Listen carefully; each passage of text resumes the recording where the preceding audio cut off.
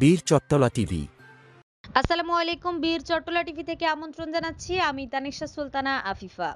চট্টগ্রাম নগরের লালখান বাজার মোড়ে একটি বাস থেকে নামার সময় অন্য একটি বাসের চাপায় রিয়া মজুমদার ২৪ নামে এক নারী নিহত হয়েছেন।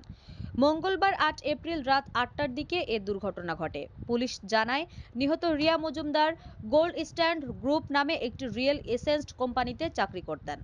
প্রত্যক্ষদর্শী সূত্র জানায়, সীতাকুণ্ড থেকে ছেড়ে আসা ৭ নম্বর বাস চট্টমেট্রো ১১-১৬-১৫ থেকে লালখান বাজার মোড়ে নামতে গিয়ে রিয়া মজুমদার পড়ে যান। এ সময় দ্রুত গতির ২ নম্বর চট্টমেট্রো বর্গীর ১১-১৪১৬ বাস তাকে চাপা দিলে ঘটনাস্থলেই তার মৃত্যু হয়। কোতোয়ালী থানার উপপরিদর্শক এসআই আসাদুজ্জামান বলেন, নিহতের লাশ ময়নাতদন্তের জন্য চট্টগ্রাম মেডিকেল কলেজ হাসপাতালে পাঠানো হবে।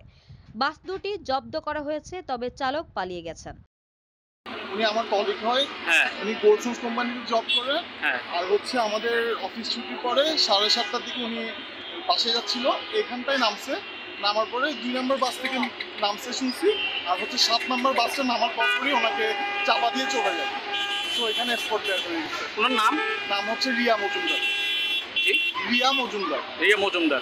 আচ্ছা, উনি হিন্দু? জি জি। আচ্ছা আচ্ছা। ওনার বয়স?